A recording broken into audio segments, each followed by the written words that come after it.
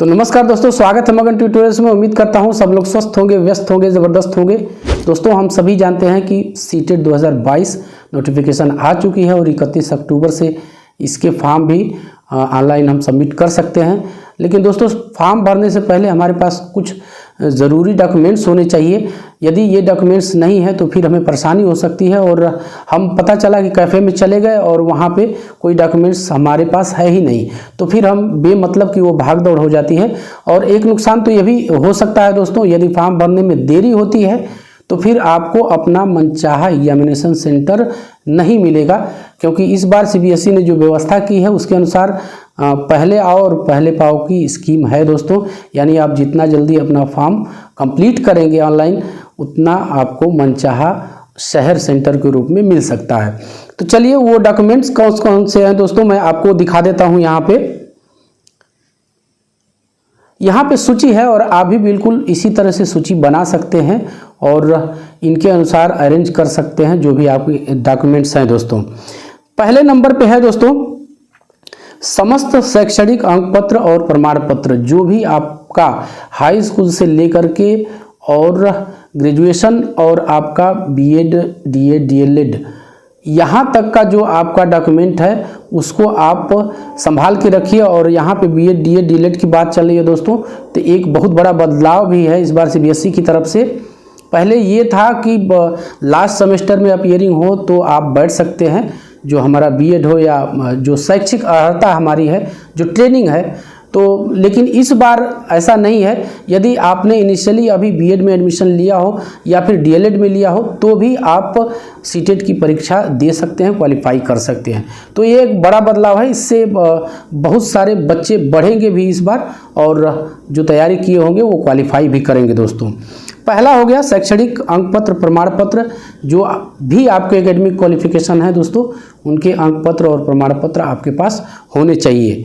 दूसरा है आरक्षण संबंधी प्रमाण पत्र, जैसे जाति, निवास, दिव्यांगता संबंधी। यदि कोई भी आप रिलैक्सेशन या फिर आरक्षण का दावा करते हैं, जैसे भूतपूर्व सैनिक है, तो उनके लिए ये आपके पास उनके सपोर्ट में आपको डॉक्यूमेंट्स वहाँ पे सबमिट करने पड़ेंगे, तभी आप उसका दावा कर सकते हैं।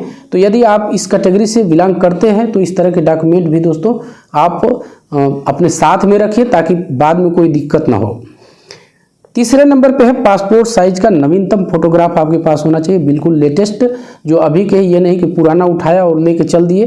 तो ऐसा न करिएगा, क्योंकि बाद में दिक्कत ऐसी हो सकती है। हम जानते हैं कि कितनी चाक चौबंद फ्रेश व्यवस्था होती है सीबीएसई की, तो कोई भी हमें मौका नहीं देना है जिसपे हमारे पर शक किया जा सके। तो नवीनतम फोटो होगी, कोई दिक्कत नहीं है। यहाँ पे एक चीज़ आपको बता दूँ, आपका फ़ोटो तो स्कैन होगा ही, आपका सिग्नेचर भी स्कैन किया जाएगा। तो सिग्नेचर तो आपके हाथ में है, आप जाएंगे तो कैफ़े वाला आपको किसी पेपर पे सिग्नेचर करवा के वो स्कैन करवा के डाल देगा, तो उसमें दिक्कत नहीं है। हाँ, सिग्नेचर हमको वही करना है दोस्तों जो हम हमेशा से करते आए हैं, जो हमारी आदत में हो। ऐसा ना बिल्कुल नया सा सिग्नेचर कर दिए और फिर कहीं करना पड़ा तो कुछ और ही कर रहे हैं, तो इससे एक कन्फ्यूज़न होती है, एक शंका पैदा होती है। तो वही सिग्नेचर करिए जो आप हमेशा से करते आए हैं। समझ गए होंगे। ये चौथा महत्वपूर्ण पॉइंट है दोस्तों, फ़ोन। तो मैं समझता हूँ कि मैक्सिमम बच्चे फ़ोन यूज़ करते हैं, तो उनके पास फ़ोन है, मोबाइल नंबर है। ईमेल भी होना चाहिए, यदि आपके पास वर्किंग हालत में जिस पे आप लगातार सूचनाएं प्राप्त कर सकते हो, कम्युनिकेट कर सकते हो, वो ईमेल आपका वर्किंग हालत में होना चाहिए। नहीं है तो नया बना लीजिए और उसका पासवर्ड कहीं संभाल के लिख के रख लीजिए। बाद में सारी इंफॉर्मेशन आपको इन्हीं के थ्रू मिलने वाली है दोस्तों। पांचवा और सबसे महत्वपूर्ण पॉइंट है दोस्तों, आपके पास आपकी पहचान का कोई डॉक्यूमेंट होना चाहिए, आपके आइडेंटिटी के सपोर्ट में कोई डॉक्यूमेंट होना चाहिए। तो इसमें आधार होगा। मैं समझता हूं कि 100% बच्चों के पास ये होना चाहिए। यदि नहीं है तो आपका काम ड्राइविंग लाइसेंस से भी चल जाएगा, या फिर वोटर कार्ड होता है, वोटर कार्ड से भी आपका काम चल जाएगा। लेकिन कोई न कोई आपको पहचान का डॉक्यूमेंट लेना पड़ेगा। और ये सारी चीज़ें आप भी बिल्कुल इसी तरह से लिस्ट कर लीजिए दोस्तों।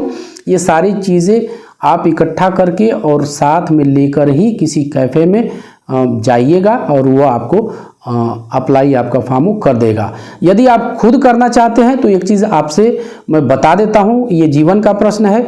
यदि आप पूरी तरह से कॉन्फिडेंट हैं तभी आप खुद से अप्लाई करने की कोशिश कीजिएगा, वरना वो प्रोफेशनल्स होते हैं, उनको आदत होती है, वो आपका फॉर्म अच्छी तरह से फिलअप कर देंगे, जिसमें गलती की संभावना नहीं होगी। दोस्तों हम शुरू में भरेंगे तो हो सकता है कोई कॉलम मिस कर दे, कोई टैब गलत भर दे, तो ऐसा ना करिएगा।